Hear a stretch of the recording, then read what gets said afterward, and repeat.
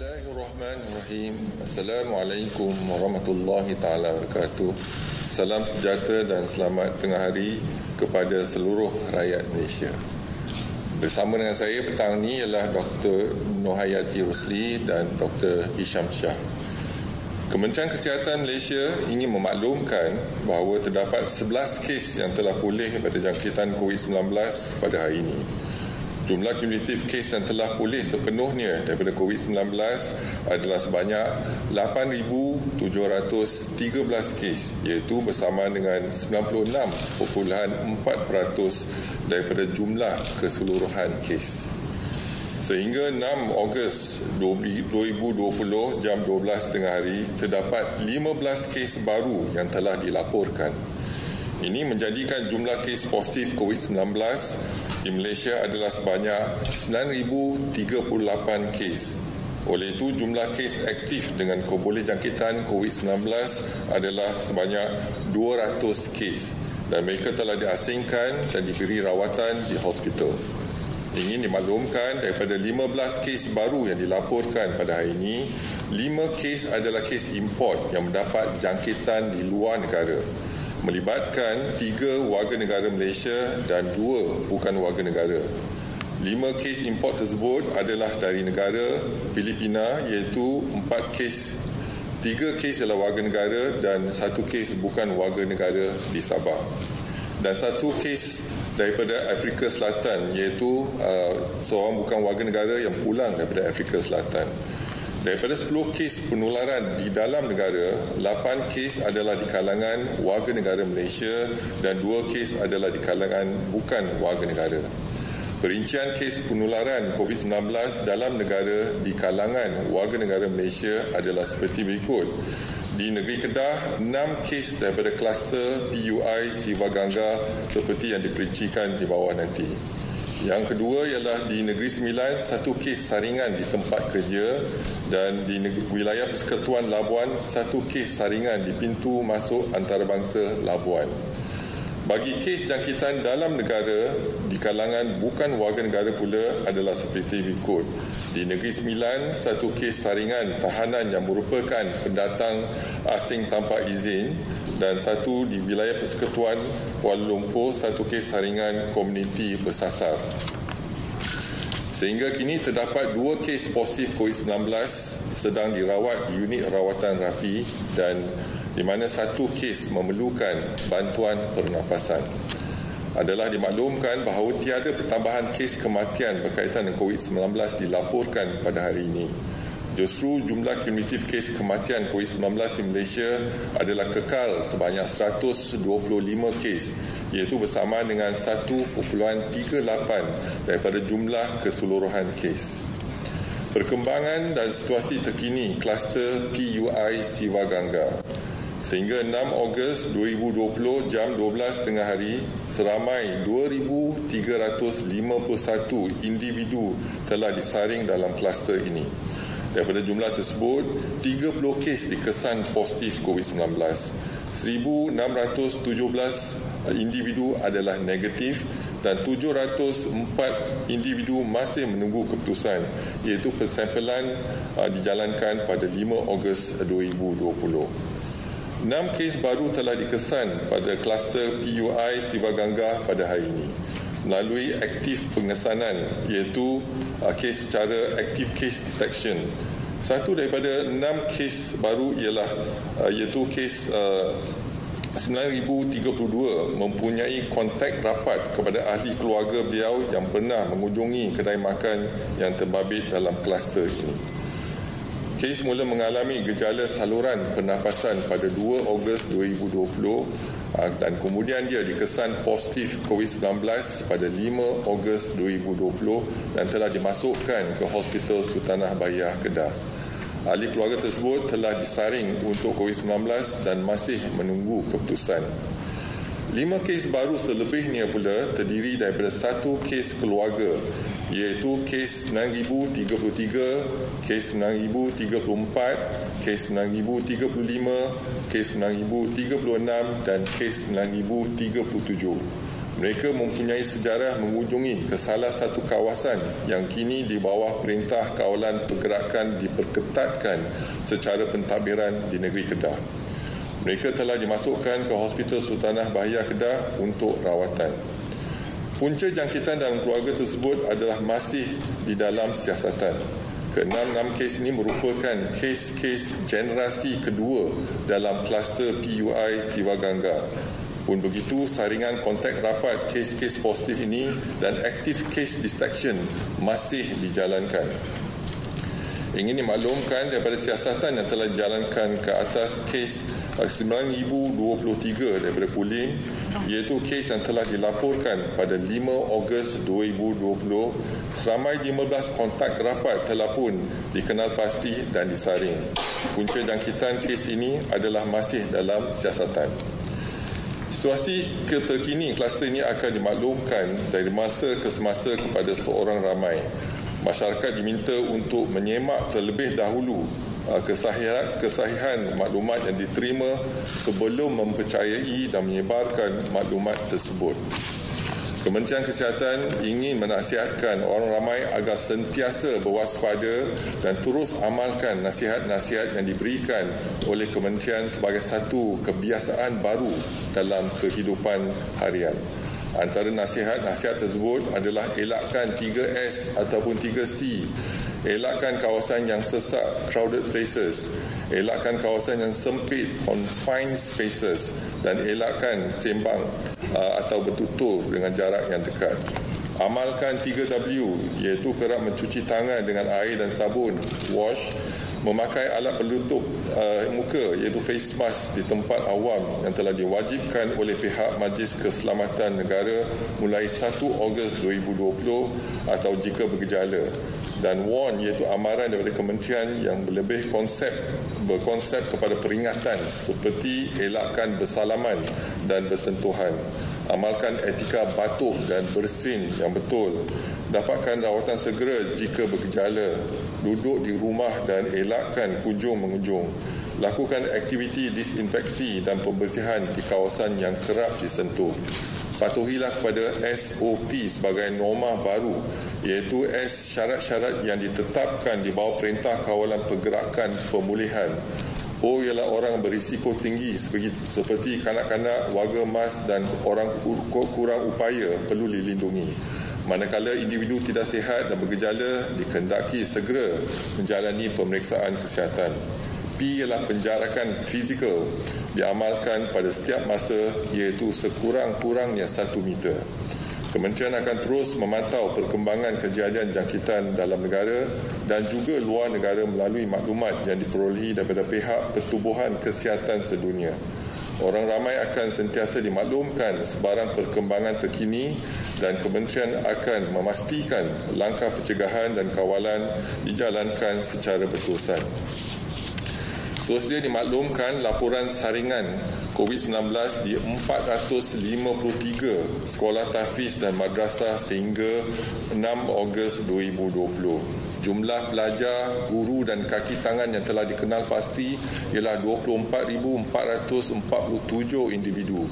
Jumlah sampel yang diambil dan diuji setakat ini ialah 20,874 bersamaan dengan 85.4%. Jumlah kes positif kekal 733 kes bersamaan dengan 3.5%. Mereka yang bergejala kekal 98 kes iaitu 13.4%. Mereka yang tidak bergejala dan positif kekal 635 kes bersamaan dengan 86.6%. Seterusnya laporan saringan COVID-19 di 463 pasar di seluruh negara sehingga 6 Ogos 2020.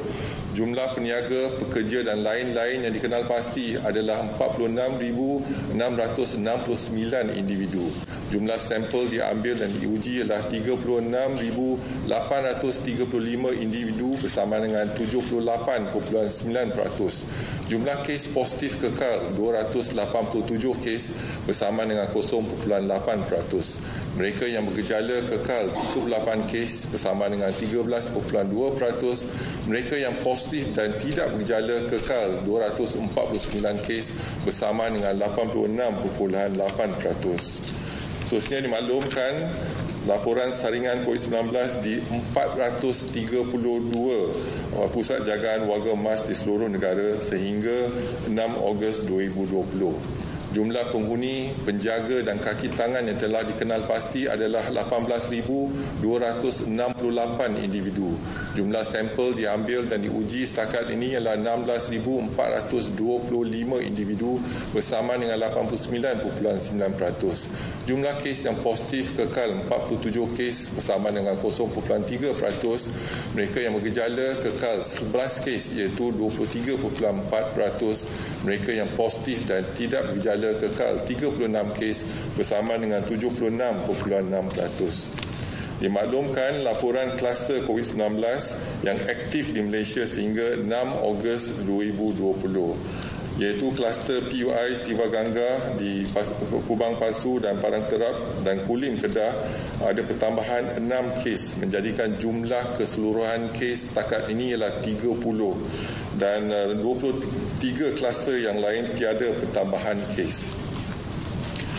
Dimaklumkan laporan rakyat Malaysia dan pemastautin tetap yang pulang dari luar negara dari 3 April sehingga 6 Ogos 2020 dan didapati positif COVID-19 adalah sejumlah 795 kes.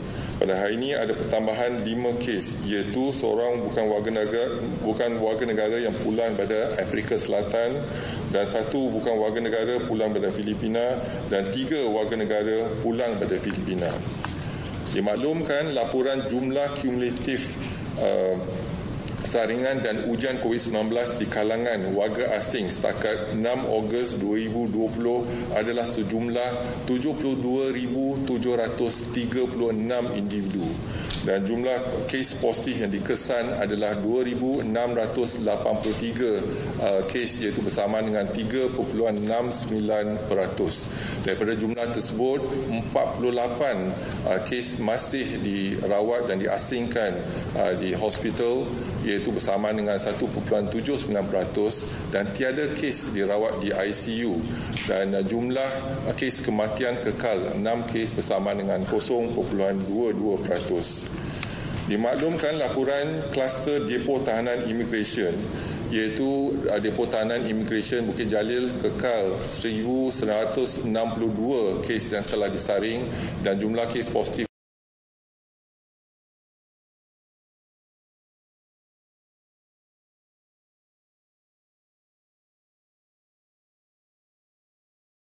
dan semalam kita berjaya menjalankan 9,825 ujian seharian bersamaan dengan 25% daripada kapasiti yang kita ada. Seterusnya, laporan jumlah kumulatif saringan dan ujian COVID-19 di kalangan pesakit sebelum menjalani pembedahan di Hospital Kementerian Kesihatan sehingga 5 Ogos 2020 adalah sejumlah 85,595 pesakit. Pun begitu, jumlah kes yang dikesan positif COVID-19 adalah 42 kes setakat ini iaitu bersama dengan 0.1%. Laporan jumlah kumulatif ujian RTK antigen setakat 5 Ogos 2020 adalah sejumlah 122,784 ujian telah dilaksanakan. Dan jumlah kes yang didapati positif COVID-19 adalah 287 kes bersama dengan 0.2%. Dan boleh saya rumuskan pada hari ini kita ada 15 kes yang telah dikesan positif COVID-19 iaitu 5 kes adalah kes import daripada dua negara, 1 yang pulang pada Afrika Selatan dan 4 daripada Filipina dan kita ada 10 kes penularan tempatan, 6 kes daripada kluster PUI Siva Gangga, 1 kes ialah pelajar matrikulasi yang disaring di pintu masuk utama antarabangsa di Labuan iaitu didapati positif yang pulang pada Miri Sarawak dan 1 kes saringan di komuniti di wilayah Persekutuan dan 1 kes saringan pekerja di Negeri Sembilan dan juga 1 kes saringan parti sebelum dimasukkan ke depo tahanan imigresen di Negeri Sembilan. Jadi kita ada 15 kes yang telah dikesan positif COVID-19 pada hari ini. Dan saya buka kepada sebarang soalan. Dipersilakan. Datuk. Assalamualaikum Datuk sini. Datuk, ada beberapa premis perniagaan dan juga pasaraya mengambil suhu pelanggan bukan di dahi, di tangan. Adakah dia dibolehkan dan mengikut SOP kerajaan? Soalan kedua saya, macam mana dengan bacaan dia? Adakah dia accurate? Jadi Kementerian Kesihatan telah keluarkan kenyataan mengenai penggunaan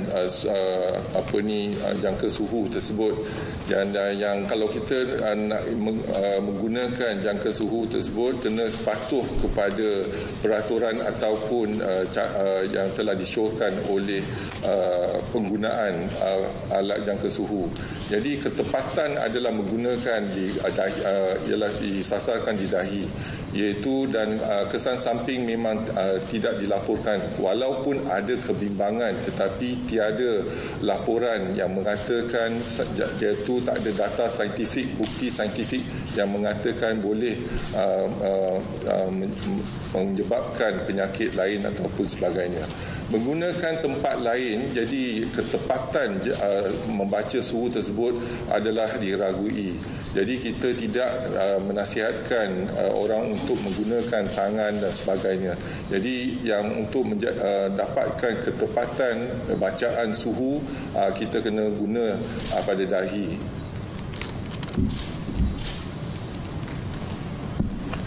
Selamat petang Datuk, Kumara dari Malaysia Gazette. Soalan saya adalah, apakah penglibatan Kementerian Kesihatan dalam persediaan menghadapi pilihan raya negeri di Sabah memandangkan kira-kira 1.2 juta pengundi dijangka akan terlibat dalam proses mengundi nanti? Terima kasih. Jadi kita telah membangunkan SOP untuk pilihan raya. Jadi pilihan raya kecil di Chinih hari itu kita telah pun menjalankan proses dan kita puas hati dengan apa yang telah kita keluarkan, iaitu SOP mungkin kita boleh tambah baik, dan juga kita akan melihat kepada SOP yang terkini, iaitu untuk pilihan raya slim. Dan yang kedua, dua pilihan raya kecil ni akan memberikan Kementerian Kesihatan iaitu satu tanda aras untuk kita laksanakan untuk pilihan raya yang lebih besar, skala yang lebih besar di negeri Sabah. Jadi kita akan keluarkan SOP, dan apa yang pentinglah kepatuhan kepada SOP tersebut. Jadi kita akan bekerjasama dengan pelbagai agensi untuk melaksanakan SOP tersebut dan pastikan ada kepatuhan kepada orang ramai. Assalamualaikum. Hasil dari keputusan. Datuk, sejak sekolah mula dibuka, isu pelitup muka mungkin menjadi isu kos lah kepada golongan B40 yang punya anak ramai. Jadi apa inisiatif ataupun ada usaha daripada KKM sendiri? Terima kasih. Jadi kalau kita lihat sekarang ni memang diwajibkan untuk kita memakai pelitup muka, tetapi apa yang kita bincangkan di peringkat MKN ialah untuk golongan yang tidak berupaya untuk kos yang tinggi. Jadi kita yang pertama cuba kurangkan kos, iaitu sekarang ni mungkin dalam RM1.20 satu. Jadi kita juga mengikut garis panduan WHO untuk menggunakan pakai face mask fabric dan yang menggunakan 3 lapisan. Jadi kalau untuk face mask ni ada 2 jenis face mask, iaitu untuk perubatan ataupun medical and non-medical. Yang medical pun ada pelbagai face mask, iaitu contohnya N95. N95 digunakan pakai di hospital yang merawat, iaitu di ICU ataupun ward COVID. Jadi kita menggalakkan pemakaian mask N95 dan juga kelengkapan pemakaian PPE dengan respirator juga. Iaitu untuk Barisan Hadapan Kesihatan, jadi kita menggalakkan mereka memakai mask perubatan 3-ply mask. Dan untuk orang awam, kita boleh guna pakai iaitu fabric mask yang boleh dicuci. Jadi kos mungkin akan berkurangan kalau kita boleh cuci. Jadi ada 3 lapisan. Kementerian Kesihatan pun telah keluarkan kenyataan dan juga bagaimana kita boleh membuat face mask. Dan kita menggalakkan NGO, kita menggalakkan pertubuhan persediaan untuk melihat kepada penjahitan face mask tersebut. Kalau kita boleh buat face mask, dan juga ada satu NGO telah tampil ke depan untuk menderma 1 juta face mask fabric. Dan kita yang penting ialah patuh kepada lapisan-lapisan yang telah disyorkan oleh WHO, iaitu 3 lapisan. Face mask yang kain satu lapisan tak boleh, kita tak galakkan langsung, tetapi yang ada 3 lapisan sebagaimana telah disyorkan oleh Pertubuhan Kesihatan Sedunia. Assalamualaikum Datuk, Wan Zaru daripada Media Prima. Datuk, adakah kluster PUI Siva Gangga akan dijadikan kumpulan sasar yang dikenal pasti oleh KKM selepas ini? Ya, terima kasih. Memang kita dah masukkan kumpulan PUI Siva Gangga dalam kumpulan sasar kita, dan begitu juga kumpulan sasar kita tambah satu lagi ialah Uru Tiram. Jadi Uru Tiram telah pun kita masukkan di kalangan mereka yang gereja Roman Katolik. Jadi kita akan melaksanakan saringan bukan sahaja di negeri Johor tetapi di negeri-negeri yang lain. Yang PUI Siva Gangga pun kita akan melaksanakan saringan tertumpu kepada mereka yang ada berkunjung ke situ. Tetapi sekarang ni kita hanya mereka yang terdedah kepada kedai makan tersebut ataupun kes-kes yang positif ataupun berada dalam lingkungan 1 kilometer dari kedai tersebut. Tetapi kalau ada yang mereka disyaki ada terdedah kes tersebut, kita akan melaksanakan saringan. Tapi yang kita lihat sekarang ni, kluster PUI Siva Gangga, kluster ni merebak dengan cepat sekali dibandingkan dengan 9 kluster yang kita ada di negeri Sarawak dan sebagainya. Tetapi sekarang ni kajian sedang dijalankan sama ada kita sedang menghadapi satu kluster iaitu genom 614, iaitu yang kluster super spreader. Jadi super spreader telah pun dimaklumkan kepada kementerian iaitu daripada negeri Mesir dan juga di Pakistan. Besar kemungkinan ini mungkin adalah satu kluster super spreader.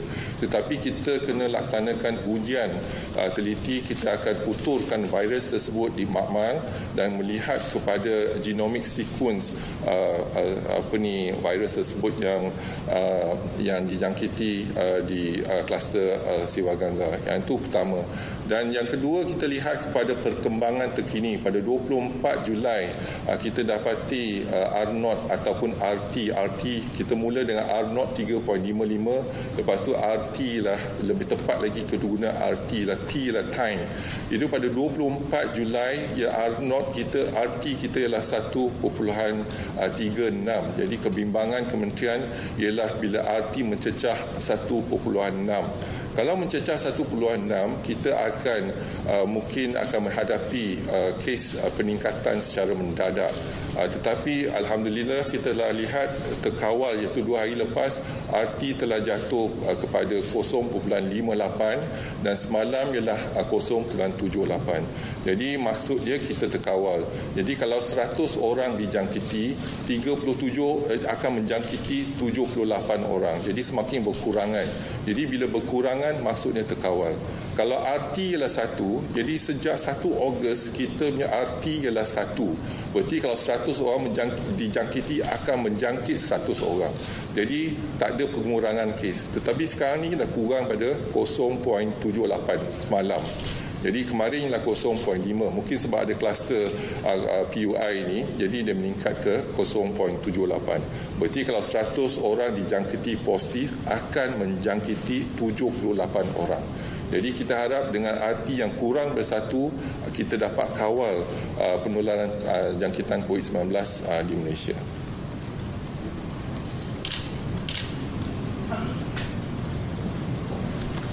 Assalamualaikum Datuk. Saya Haris dari Malaysia Kini. Saya ada 3 soalan. Yang pertama sekali, apakah SOP untuk aktiviti di Parlimen?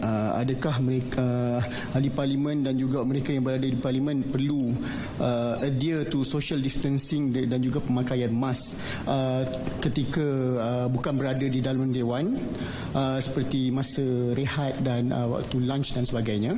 Kedua, mengenai face mask di sekolah, Kementerian Pendidikan ada bercakap, Menteri Pendidikan pada Selasa lalu ada mengatakan bahawa sedang mengkaji reusable mask untuk pelajar-pelajar sekolah. Dan pagi tadi pun saya ada berhubung dengan Menteri Pertahanan. Beliau mengatakan bahawa KKM sedang mengkajilah reusable mask yang apakah dapatan KKM setakat ini. Dan yang ketiga, Australia ada melaporkan 2 imported cases yang datang dari Malaysia, iaitu MH125 yang tiba di Australia pada Julai 12 dan juga MH141 yang tiba pada Julai 25. Adakah Malaysia telah dimaklumkan mengenai kes-kes ini, dan apakah maklumat yang KKM telah dapat setakat ini, dan adakah telah dibuat contact tracing dan sebagainya? Terima kasih. Okay, terima kasih. Jadi mengenai SOP penggunaan di Parlimen, jadi SOP yang telah kita keluarkan kepada semua institusi ataupun sekolah dan pejabat adalah sama, iaitu yang pertama, penjarakan fizikal.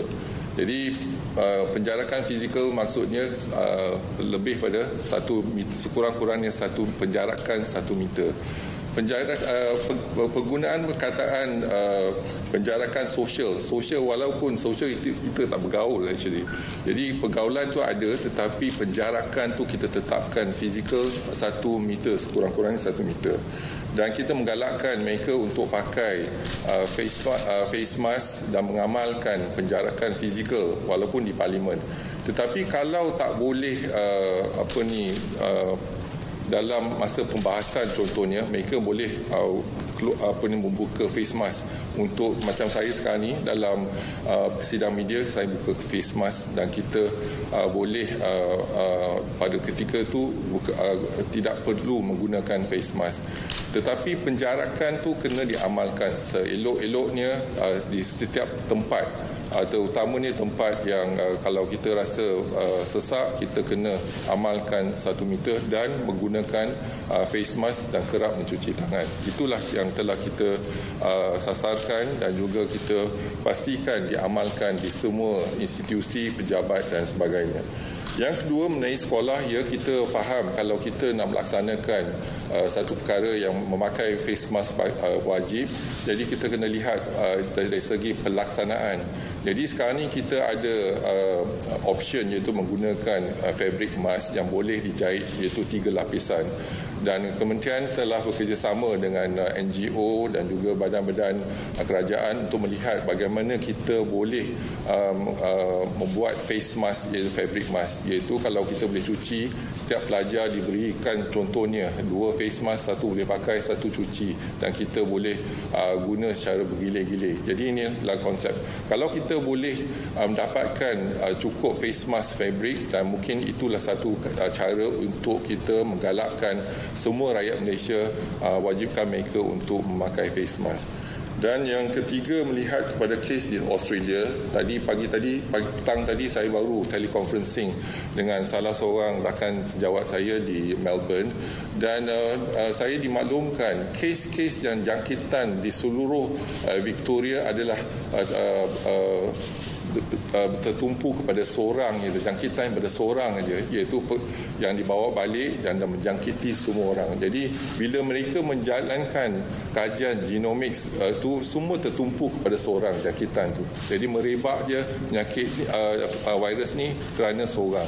Seperti mana yang kita lihat di PUI Siva Gangga, ada seorang yang tidak patuh kepada SOP dan menjangkiti, iaitu menular dalam komuniti. Begitu juga di Melbourne, seorang yang tidak patuh kepada SOP di pusat kuarantin, tidak patuh kepada SOP di pusat kuarantin dan menjangkiti satu komuniti dan juga satu negeri, iaitu di Victoria. Dan inilah kebimbangan kita. Kalau kita tak menjaga penjarakan, kita tak menjaga ataupun pemakaian face mask dan tidak mencuci tangan dengan kerap, mungkin jangkitan, iaitu risiko jangkitan adalah lebih tinggi kepada kita. Ada lagi soalan? Kalau tak ada, sekali lagi Kementerian Kesihatan ingin mengingatkan rakyat Malaysia untuk kita sama-sama patuh kepada SOP, dan telah kita gariskan SOP untuk kebanyakan tempat awam dan sebagainya. Adalah penting untuk kita patuh pada SOP. Marilah sama-sama kita jaga kita jaga keluarga kita jaga masyarakat dan negara kita. Sekian, wabillahi taufiq wal hidayah. Assalamualaikum warahmatullahi taala wabarakatuh. Terima kasih.